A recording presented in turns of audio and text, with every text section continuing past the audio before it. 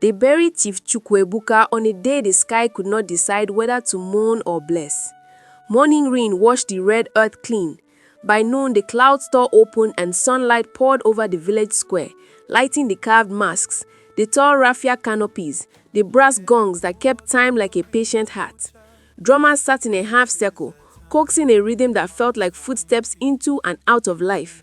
Women from Umopu moved in lines, beads clacking against their necks, rappers tied high, ankles ringing with ogane. Hunters stood with their Dane guns pointed to the ground in respect. Even the palm trees seemed to lean closer, their fronts whispering with the wind. The lion has gone to sleep. Ada stood near the front, head wrapped in white cloth, eyes dry from crying too long. She had washed her father's body with scented leaves before dawn, rubbing oil into his arms the way he used to polish his staff. She remembered how his laugh was big enough to fill a room, how his hands were always steady when he showed her the old ways and the new paths. A river that forgets its source will soon run dry, he used to say, placing her small hand on maps and farm plans. But a river that refuses to flow will become a swamp. He would smile then, eyes soft. You must be both, Adam. Remember where you come from. Keep moving. The griot's voice rose, naming the titles the late chief earned: keeper of the boundary stones, friend of strangers, the one whose harvest fed the hungry. Each name was a thread, and together they made a cloth the whole village could wrap around itself. Grief made everyone gentle. People brought yams, snails, palm wine. They patted Ada's shoulder, avoiding her eyes. They told stories that bent toward praise even when truth was twisted. Death does that. It tidies a life so the living can breathe. When the last mound of earth was smoothened and the last libation poured, the elders walked to the carved stool under the Igbo tree. That stool had outlived masks, wars, and rainfall patterns. It was where serious things were decided, and sometimes where sorrows were sealed. Elder Uzochi sat in the middle, his red cap bright, his staff tall and wrapped with cowries. He had the kind of face that never seemed to uncoil fully. You could sense a cold patience in him, like a snake under a warm rock. On his left were other elders. On his right, the titled men who wore heavy beads and the thin smiles of politics. Behind them, people pressed together, curious and cautious. A wrapper of silence fell over the square. The talking drums slowed to a murmur. A goat bleated somewhere and was shushed. Uzochi lifted his staff and spoke in a measured tone of a man who believed time itself answered to him. People of Umagu, we have returned dust to dust. Now we must find the one who will carry the calabash of our tomorrow. Custom leads us when our feet are on shore. The ancestors watch, and the python of the grove listens. The words moved like smoke through dry grass. Everyone understood what came next. The stool must not be empty for long. An empty stool tempts chaos. A new chief must rise, someone to settle disputes, share land, pour libation at the right hours, keep peace without softening justice. Whispers rippled. Some named Onyeka, the chief's cousin who smelled too often. Some named Ikem, who had 3 bands and the arrogance to match. No one spoke Ada's name. No woman had ever been chief in Umuagu. Ada heard her own breathing. She saw her father's face in memory, the night before he fell ill, when he had called her to his obi and made her sit close. The lamplight had painted his cheekbones gold. He had laid the staff across his lap and traced a crack with his thumb. "My daughter," he had said, voice thin but still strong enough to carry through a storm. "A river that forgets its source will soon run dry. I have seen the swamp creeping at the edges of our people. The world is moving. We cannot be a canoe tied to a rotten stake. If I do not wake tomorrow, remember that you are the paddle and the song." He had pressed the staff into her hands, and for a moment the crack felt like a vein under skin. Now, as Elder Uzochi cleared his throat to call for the nomination, a calm rose in her chest like a quiet dawn. Grief leaned aside and a path appeared. She stepped forward before the elders could speak her future into a shape that did not fit her. People gasped, as if a wind had entered their lungs. Heads turned, whispers sharpened. Ada, Uzochi said, one eyebrow lifting like a slow blade. "This is not the path for women. Go and sit." She bowed slightly, as respect required, but did not move. "Elders," she said, voice clear, "I am the first child of Chief Chukuebuka who has returned to the ancestors. He taught me to count our harvest and to keep our promises. He taught me to listen to the ground and the market, to mend fences and to open gates. He did not teach me to fear my own strength. I stepped forward to serve." A low, stunned sound rose from the crowd. A baby began to cry and was bounced into quiet. Women at the back gripped their wrappers, mouths open, eyes bright with a fear that held hands with hope. Some of the young men smirked, already tasting a fight they could brag about later. Onyeka's smell faltered. Elder Amara, the oldest woman among the titles, shifted, but tradition shackled even her tongue. She watched Ada with a look that said, both, "Child, you are a flame, and flame, do you know what you burn?" Uzochi stood. He walked towards Ada, his staff tapping the ground like a metronome that measured shame. Up close, his eyes were the color of old iron. "The hen does not crow when the cock is present," he said softly enough that the words felt like a slap only she could hear. Then he turned and lifted his voice to the square. "A woman's voice in the council is an abomination." The words struck the air and the air flinched. Men nodded, relieved to fall into the shape custom cut for them. Someone in the back shouted, "Ekwensu has entered her head." Another hissed. The drummers looked down at their skins, hands paused. Ada felt the first sting of humiliation rise hot in her throat. But another memory came, stubborn as a stone in a liver. Her father's steady finger on a map of farms. If a path is crooked, you do not crawl to follow it. You stand and draw a straighter line with your feet. He would smile then, eyes soft.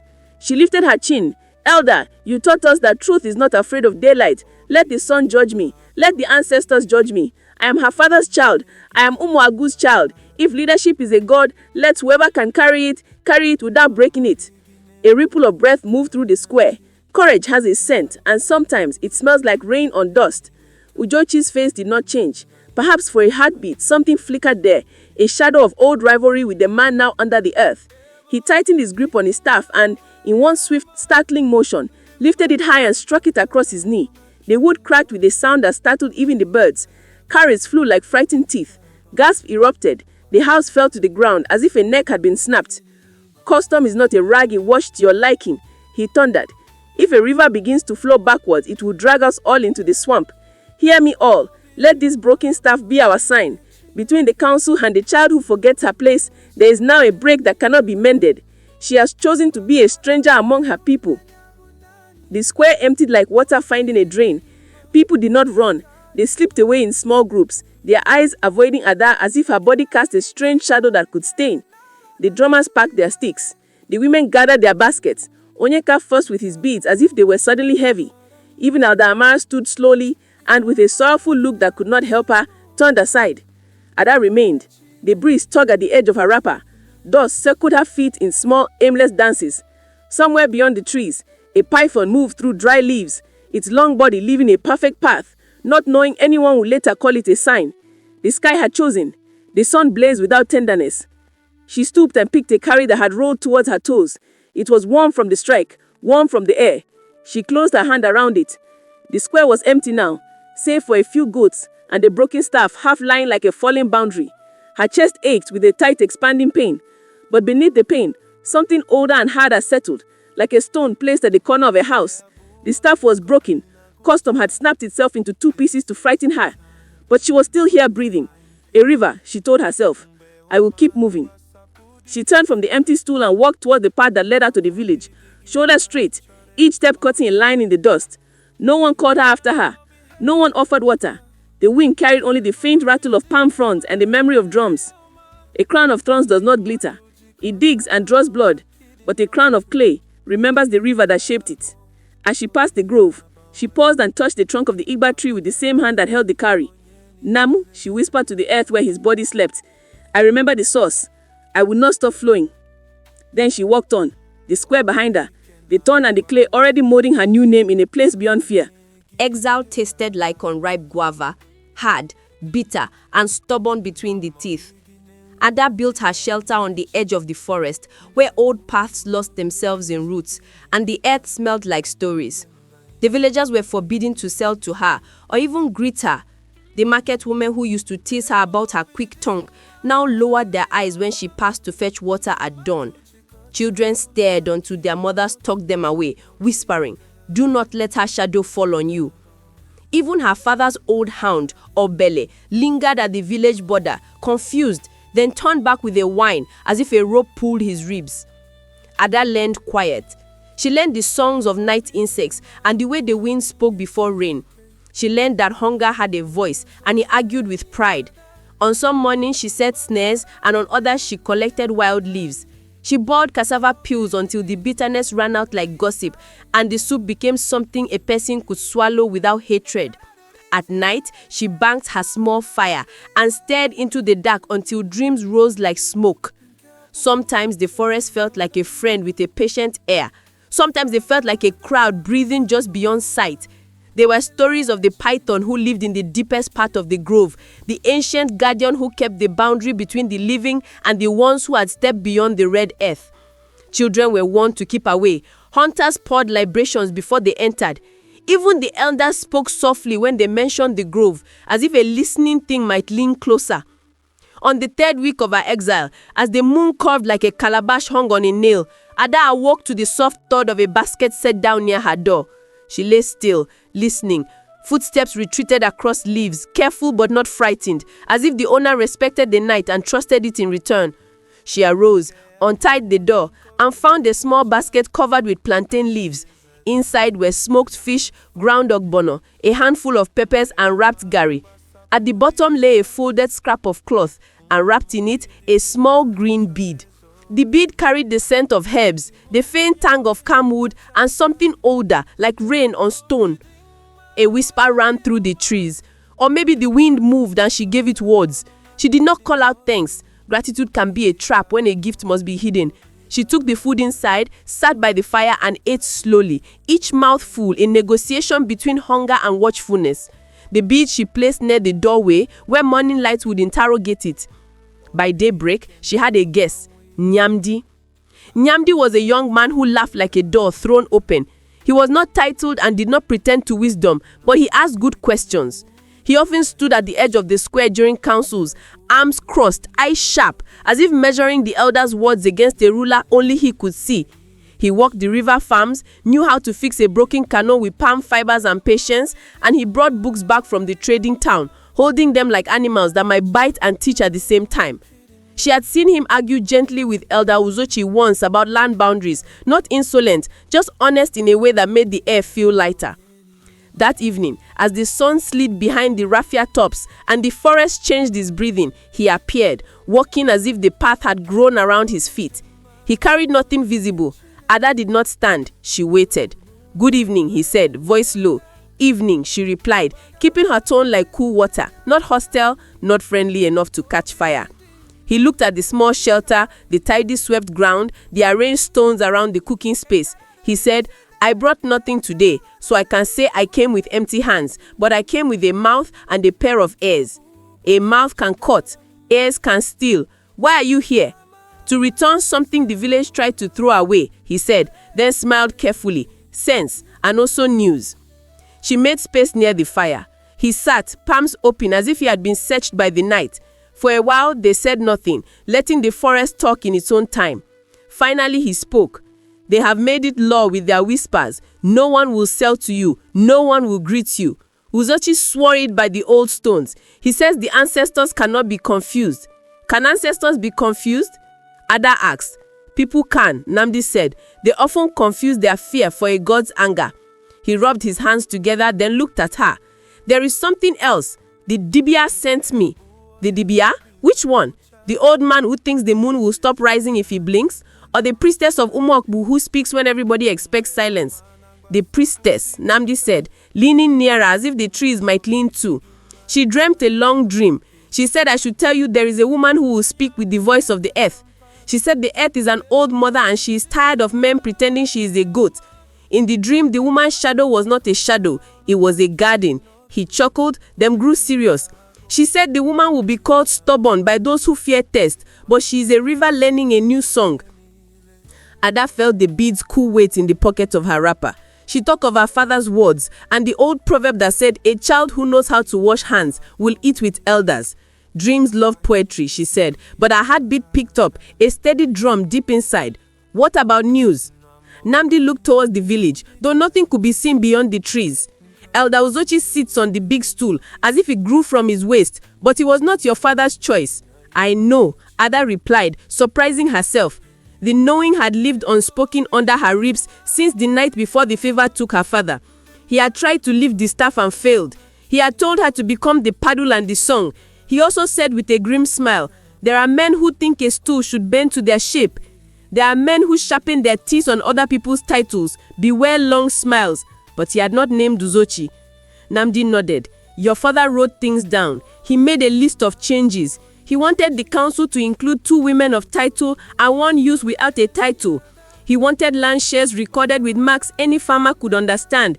He wanted a public granary to keep back hunger in lean seasons. He hid a copy. He told the Dibia's apprentice where it sleeps. It sleeps, still. Then why? Ada swallowed the heat rising. Why did he die before morning? Nnamdi's jaw tightened. The old man kept many enemies, as a good keeper does. But listen, during the morning days, Uzochi visited the boundary stones with only 2 men. After the apprentice found the list gone from the shrine and the marks on the boundary stones freshly carved but wrong, the Dibia said the ancestors blinked long enough for a thief to think he could outrun them. Ada closed her eyes. The square rippled in memory. Uzochi's face under the stone, the staff breaking sharp as a bone, the people slipping away. Not only fear of a woman's voice, hunger wearing the mask of custom, a man hiding ambition in the folds of tradition. The hen does not crow when the cock is present, she murmured with bitter humor. But sometimes, a hawk wears feathers and pretends to be a cock. Nnamdi's smile flashed again. So you see it as I do. I see that my fight is not only with rule-bound mouths, it is with a hand hiding behind a proverb. She opened her eyes. The Dibia's dream, your news, the bid, they point in one direction. Towards the grove, Nnamdi said quietly. They both looked toward the darkness where the forest thickened and the air took on the cool breath of old spirits. A python lives beyond, people said, a guardian, a witness. That night, Ada slept with her head on her arm and dreamt a dream that walked like a person. She stood at the river's bend where women washed clothes, except the river was dry and the stones clicked together like teeth. From the cracked bed rose a voice that sounded like many voices.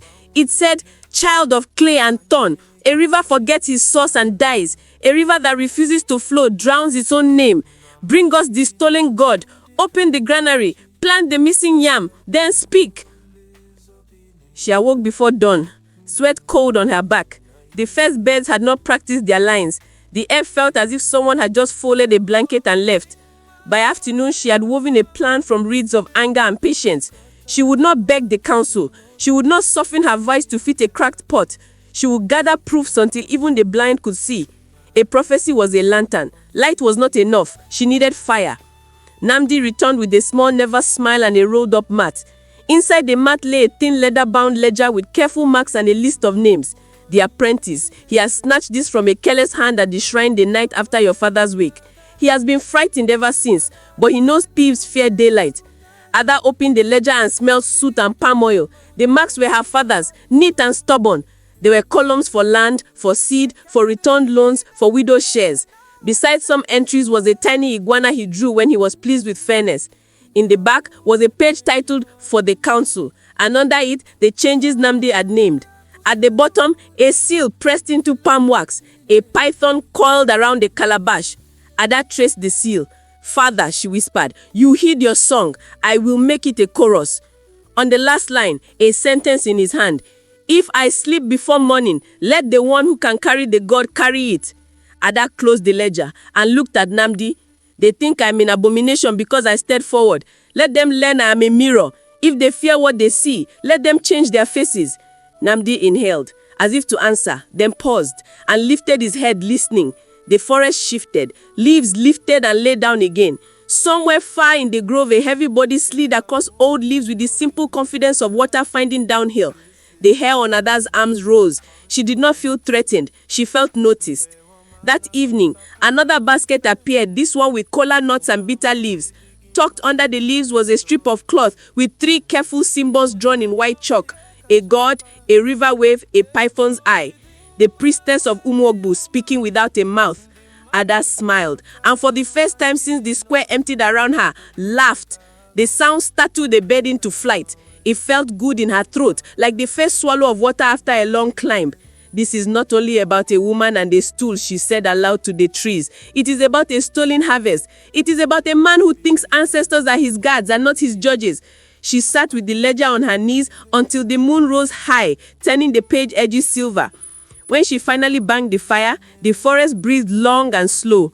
Wind moved and leaves answered. Somewhere, the python turned again, and the path it made through. The third moon after Chief Chukuebuka's burial rose pale and thin, as though even the sky had grown weary of Umuagu's troubles. The rays that should have washed the yam breeches clean refused to come. Clouds gathered but scattered again like cowards. The ground cracked, goats bleated as they searched for grass. The children coughed dryly, and their eyes lost the shine that belongs to youth. Then came the strange sickness. It began in whispers. First, 3 children in Umuapo shivered with fevers that would not bow to herbs. Next, 2 more fell in Umunkwo. Soon the sickness spread across compounds like spilled palm oil. Children's bellies swelled while their limbs grew thin, and their cries made even hardened hunters look away. Mothers wailed at night, their voices rising with the crickets. Fathers stared at empty skies as though daring the ancestors to explain themselves. The elders gathered under the Igbo tree, their faces grim. Elder Uzochi leaned on a newly carved staff, polished and cruel. His voice carried as it always did.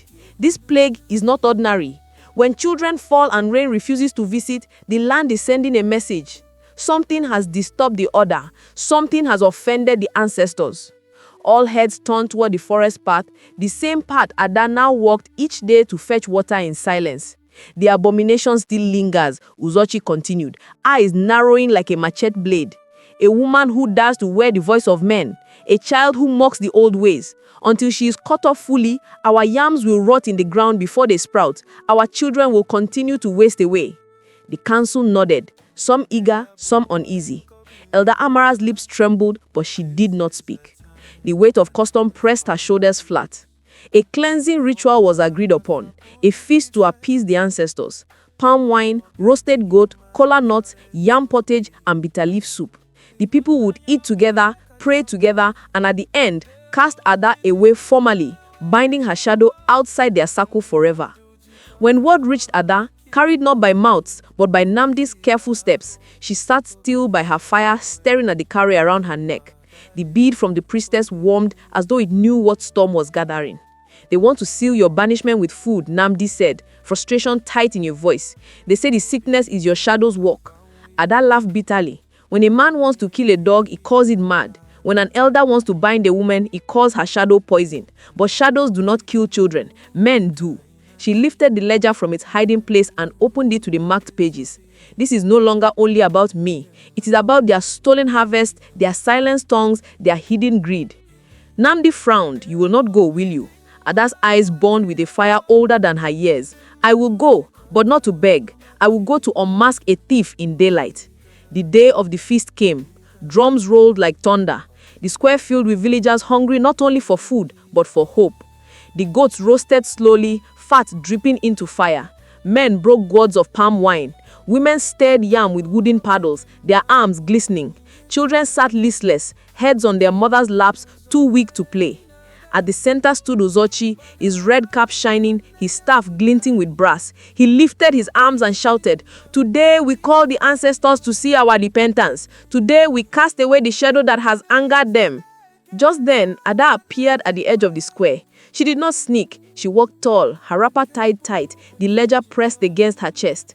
Gaps sliced through the air. Women clutched their children. Men muttered. Uzochi's face darkened like a storm. "Leave this place," he barked. "You are not welcome here. This is the feast of cleansing, not the boasting ground of a stubborn child." Ada did not stop. She climbed the low steps of the battery stool and stood where her father once stood. Her voice rang out, steady as an iron bell. "If the sickness of our children comes from shadows, then let the shadows be unmasked. If the hunger of our land comes from broken customs, then let the broken pieces be shown. Elders, I bring not poison, but truth." She lifted the ledger high. The people craned their necks. "This," she declared, "is my father's hand. These are his plans for the council. These are the shares of yam and grain he meant for every household. These are the changes he meant to bring before death carried him away. And here," she turned a page, "are the names of those who took what was not theirs, who hoarded when others starved, who carved the boundary stones wrongly to fatten their own barns." Momo surged like a river breaking its bank. Faces turned to Uzochi, some with doubt, some with anger. Uzochi's eyes flared. He stepped forward, his voice booming with rage. "Lies, forged by a witch to confuse fools. This woman brings not truth but death. She poisons even our feast." As if cued by his words, one of the lesser elders staggered and fell, clutching his throat. A child vomited near the yam pot. Panic spread like sparks in dry grass. Cries erupted. The food, she has caused the food. Uzochi seized the chaos. He raised his staff and pointed it at Ada. Behold, the witch who poisons our own people, the one whose shadow carries plague. Seize her before her evil devours us all. Men surged forward, their fear sharper than their reason. Namdi leapt to Ada's side, but strong arms dragged her down. Dust filled her mouth as hands bound her wrists with rope. Women screamed, children wailed. The feast dissolved into chaos. Bowls overturned, wine spilled like blood, drums silenced mid-beat. And above the uproar, Uzochi's voice carried, cold and triumphant. Tomorrow she will face the judgment of the ancestors. If she is pure, let them save her. If not, let her rot where shadows belong. As Ada was dragged away, the ledger slipped from her grasp. Namdi snatched it before it hit the ground, hiding it in his wrapper as he melted into the crowd. Their eyes met once before the mob tore her from the square. His gaze said, "Hold on, truth is not finished yet." And though ropes caught her wrist, Ada's heart whispered back, "A river does not stop flowing because stones lie in its path." They bound Ada with plaited ropes and led her at dawn to the grove that breathed like an old giant. The path ran under Iroko and Ogilisi. White chalk marks the trunks in rings, and charms of feather and cowrie clicked softly when the wind moved. The shrine huts crouched ahead, low and dark, with a roof thatch so thick even morning light could not push through easily. The air held the mixed smells of camwood, goat blood long dried, and fresh leaves pounded before prayers. A hush followed the procession, the kind that comes when a village walks near a boundary it does not often cross. The people gathered in a wide circle outside the hut. Sick children lay on mats beside their mothers. Their eyes were too large in thin faces, their breath shallow, their lips dry. Fathers stood behind them with arms folded like shut doors, grief pressed tight into their jaws. Elder Uzochi stood in the clear space nearest the shrine, his red cap bright as a flame, a new staff in his hand, carved with twisting lines that looked like vines climbing a tree. He lifted the staff and the circle closed its breath. "Ancestors of Umuagu," Uzochi called, "we bring to your hearing the one who has offended order. We ask for truth with the OG of judgment. We ask for a sign that even the blind can see. Let guilt choke its owner. Let innocence stand where thunder falls." A murmur ran through the crowd. Some nodded, some glanced at Ada and then away, afraid that even their eyes might be punished. Elder Amara stood among the council members, her wrapper tied with care, her face hard to read. Namdi stayed at the edge of the circle, hands empty, head bowed, as if he were only another villager who had come to watch. In his wrapper, hidden near his ribs, rested the small ledger with its neat marks and its quiet courage. The shrine keeper, an old man with chalky palms, opened the door of the hut with a slow push. Darkness breathed out and touched the faces nearest the door. He motioned with his chin, "Bring her." Two men took Ada by the arms and guided her inside. The ropes caught her wrist, but she walked without stumbling. The floor of the shrine was smooth red earth. Cowries lay in lines like teeth. On a low stool sat the OG bow, carved from sacred wood, polished by many hands, dark as rain clouds. Around it stood bottles of palm wine, a calabash of bitter leaves, a dish of ground kola, and the long white tail of an animal used to bless and to curse. The keeper spoke low. "The bowl will be washed with invocation, then filled with palm wine and ground kola. A swallow will tell the truth. If your throat rejects truth, the earth will hear. If your belly holds truth, the earth will also hear. There is no trick." He paused and his dry eyes softened for a heartbeat. "Sometimes there is also mercy." Ada looked at the bowl and then at the small chalk drawings on the wall behind it. A coiled python, a god, a wavy river line. She remembered the strip of cloth the priestess had sent. She remembered the dream that had walked like a person to her sleeping mat. She remembered her father's voice teaching her to read a map of farms and also a map of men's hearts. She closed her eyes and lowered herself to her knees. Outside, the shrine keeper called the people to silence and began to chant. His words rose and fell like a mortar pounding yam. He called the names of ancestors and thanked them for safe births, healed fractures, fertile seasons long ago. He begged them to send clear eyes into the bowl.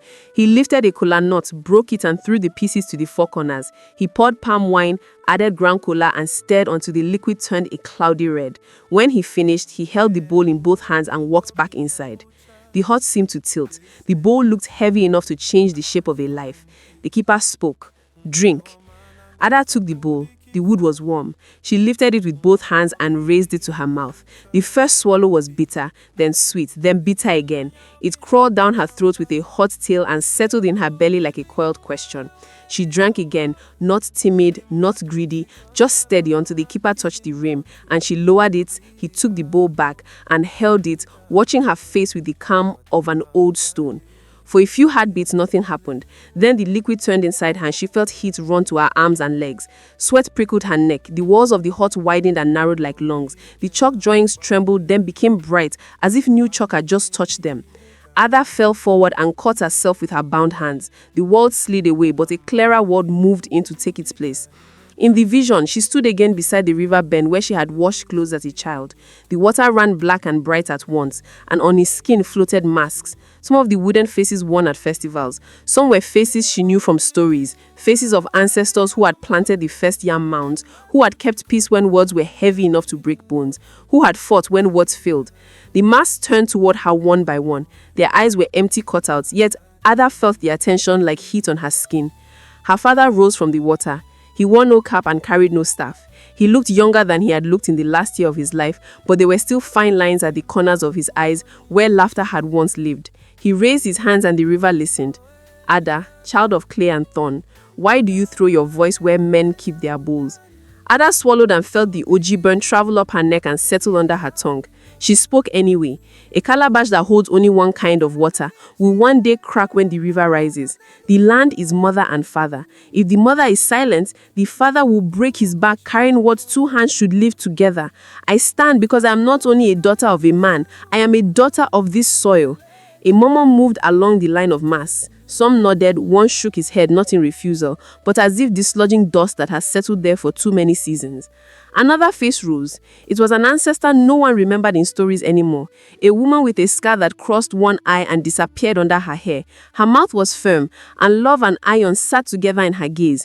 Tradition is a road. When a tree falls across it, do we sleep there until the termites finish their work, or do we cut the trunk and continue the journey? Ada lifted her chin. We cut. We sing as we cut. We give thanks for the shade the fallen tree once gave. Then we carry its wood home and build a bench for the children who will inherit our stories. The river seemed to smile. Even the mass that had looked stern softened, as if hearing familiar wisdom in a new voice.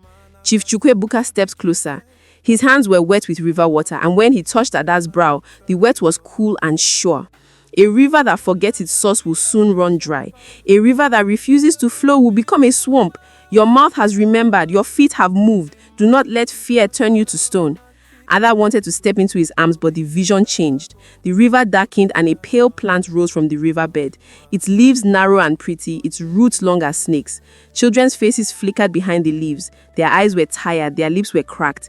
The plant bent and from its tip fell a fine powder that the river carried into calabashes and pots. The powder did not taste bitter, not at first, but it stole strength quietly. A voice from below the water spoke. This one does not belong here. It came with profit on its tongue. It came with one man's hunger wearing a mask called change. It does not love our soil. It feeds on ignorance and grows well in secrecy. The plant tilted again and behind it appeared the face of Elder Uzochi, warped by water, his mouth full of proverbs and his pockets heavy with other people's grain. He pursed his lips and breathed out pride like smoke. Ada felt anger rise, but she held it with both hands like a bowl too full to carry fast. Show me what to do, she said. Show me where to place my feet when I leave this place. The river faces lifted together and spoke with one voice. Walk out. Stand in daylight. Speak in daylight. Let walk be your loudest drum. Let proof be your dancing gong. Do not break the calabash. Mend it. Then fill it and make the children drink first. The vision slid away like a canoe that had been pushed from shore. Ada opened her eyes and the shadows of the hut softened. The chalk drawings were only chalk again. The keeper watched her without blinking, as if he had done this watching many times and each time it still mattered. Outside, the chant had ended. The keeper stepped to the doorway and called out, "Bring the bowl." He held it up for all to see and then lowered it. She drank, she stands. Ada stood, her legs trembled but did what feel her. When she stepped through the doorway, morning had fully arrived. Light fell on faces wet with sweat and fear. The circle widened as she emerged, not from disgust but from the old reflex that people have when power steps into a room. Uzochi lifted his staff. "It proves nothing," he said quickly, voice sharp. "Witches drink and live. Words can be tied into knots to hang a village. We cannot be fooled by tricks when children lie like falling plantain leaves. Nnamdi took 2 steps forward, then another, his eyes never leaving Uzochi's face. He bowed to Elder Amara and to the shrine keeper, then raised his voice so even the people at the back of the circle could hear.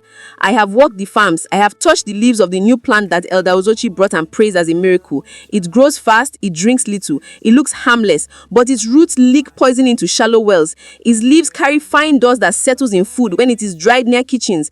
I took a handful to the priestess of Umuopo in secret. She pounded it and placed it in water with little fish from the river. The fish turned their bellies to the sun before the chant ended. She mixed a pinch into a calabash of gari water and gave it to a goat. The goat stumbled as if drunk and lay down with foam on its lips. The powder is a quiet thief. It steals slowly. It loves children because they are soft ground. A ripple of horror traveled through the crowd. Mothers pulled the mats of their children closer and covered their faces with cloths. Fathers looked at their hands as if they had unknowingly carried poison home. Elder Amara stepped forward, her voice shaking but strong enough to cross the circle. Who sold this seed of this plant to our farms? Who told us it would make the land sing? Nnamdi lifted the ledger into the air. Here are the entries, dates, quantities, names. Here are the changes Chief Chukuebuka planned. Here is the seal of the python curled around the calabash. Here is the list of the first compounds that were told to drive their cassava behind new fences that face the wind from the western plots where the plant grows. And here, he added, turning a page, are marks that show who collected payments for seedlings and who stored sacks in a private shed behind the council hut. All eyes moved to Uzochi. His jaw set, his hand tightened on the staff until the knuckles whitened. He took a step forward as if to snatch the book, then stopped himself. He tried to smell and could not. He spread his free hand as if blessing the air. Records can be forged. Books can lie. Before anyone could answer, a shout came from the back of the circle. The priestess of Umuopo walked through the crowd, staff in hand, a calabash balanced on her head. People parted the way as if the grass itself was moving for her. She reached the front, lowered the calabash and removed its cover. Inside lay a bundle of the pale leaves tied with fiber, a little pouch of fine powder, and 2 dead fish lifted on narrow sticks. Her voice carried without strain. This powder killed the fish in my hands this morning. This powder made a goat stagger and sleep too long. If we find the same dust in the sheds of... The village of Umagu did not sleep easily that night. Fires burned low in courtyards as families whispered about what their eyes had seen. Mothers clutched their children tighter. Fathers stared into the embers of their hearts, ashamed that they had followed fear so quickly that they had nearly crushed one of their own to please a single man's hunger. The python's hiss, heard in the grove during the trial, lingered in their ears. For the first time, they wondered if the ancestors had been waiting, not to strike Ada, but to reveal the truth they had been too blind to see. At dawn, the sky wore a color both new and familiar, like cloth dyed with careful hands. Birds called from the raffia tops. The air smelt of wetness, as though rain had finally remembered its path. And in the square, the elders gathered again, not to accuse, not to banish, but to decide the path forward. Elder Amara sat in the center, the ledger open on her lap, her finger tracing Chief Chukuebuka's seal. Her face was firm, but softened now by something that looked almost like relief. Around her, the other elders shifted uneasily. Some still feared change. Others, weighed down by guilt, were ready to accept whatever healing would cost. The people crowded into the square, a sea of faces that once turned away from Ada. Now they looked toward the path where she appeared, her wrapper clean, her head unbowed, the cowrie from the broken staff strung around her neck. Nnamdi walked a few paces behind her, not as her protector, but as her witness. A hush spread as she climbed the steps to the Igba tree stool once more. Where once she had been dragged from it, today she walked to it with no hands raised against her. The silence was thick, waiting. Ada looked at the people of her father's land. Her eyes lingered on the children, thin, tired, but alive. Her chest ached with the memory of how close they had come to perishing, not by the wrath of gods, but by the deceit of men. She raised her voice, clear and steady. My people, I have been called abomination. I have been named witch. I have drunk from the bowl meant to choke me, and I live. The ancestors know truth when they taste it. But today is not about me. It is about us. It is about what we choose to carry into tomorrow. She lifted the ledger so all could see. This was my father's hand. He saw a future where counsel was not the echo of one voice, but the gathering of many. He knew that a river cannot flow with one bank alone. Men and women, young and old, each must carry part of the calabash, otherwise it will fall and break. A murmur moved through the crowd. Some nodded, some frowned, but no one shouted her down. Elder Amara stood slowly, her wrapper rustling. The ancestors did not strike her. The bow did not reject her. The sickness was not her shadow, but the poison of greed. We elders have eaten shame with both hands. Today we must chew it properly so it does not choke us later. She turned to Ada. What do you ask of Umagu? The question hung heavy. Ada could have asked for vengeance, for Uzochi's head, for his compound to be leveled and his name cursed. The people would have followed. Their shame and anger were ripe for such harvest. But she remembered her father's words. A river that refuses to flow will become a swamp. She had seen too many swamps in men's hearts to let hers join them. I ask for healing, Ada said simply. Let Uzochi be cast out, not as food for vultures, but as a lesson to those who will one day stand where he stood.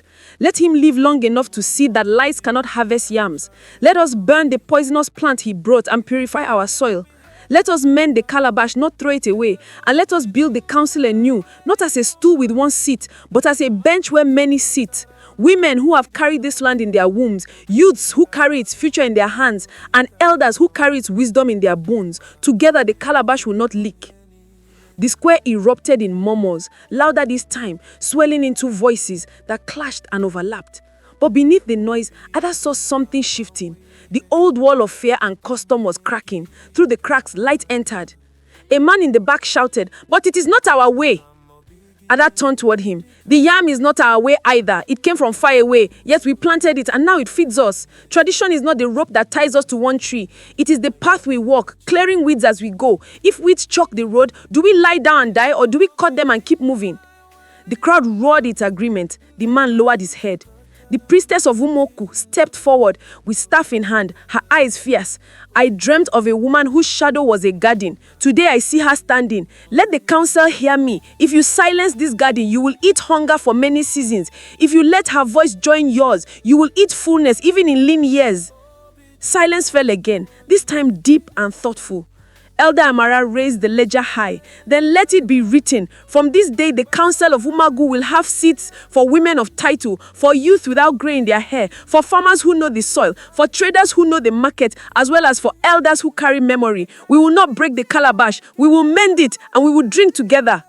Cheers burst from the crowd, first hesitant, then loud enough to shake the air. Women ululated, children clapped weakly, their mothers helping men lift their hands, men stamped their feet in rhythm. For the first time in moons, the square was filled not with fear, but with life. Ada closed her eyes for a moment, letting the sound wash over her. She saw her father's face, his smile gentle and knowing. She touched the cowrie at her neck and whispered, I remember the source, I will keep flowing. That evening, rain fell. Heavy, sure, and cleansing. It washed the dust from the huts, filled the gullies, softened the yam ridges. Children danced in it despite their weakness. Mothers lifting their wrappers and laughing. Fathers lifting their hands to the sky. The poisonous plants were burnt in a great heap by the grove, smoke rising like a sacrifice accepted. Ada stood at the edge of the square, watching her people rejoice. She felt the crown she carried, the thorns of betrayal, of loneliness, of being cut off, and the clay of belonging, of burden, of soil that remembers the hands that shape it. Painful years, heavy years, but hers. And so, the python's daughter stood in the rain, thorns and clay on her brow, a river in her chest, and the future of Umagu in her steady, unyielding hands.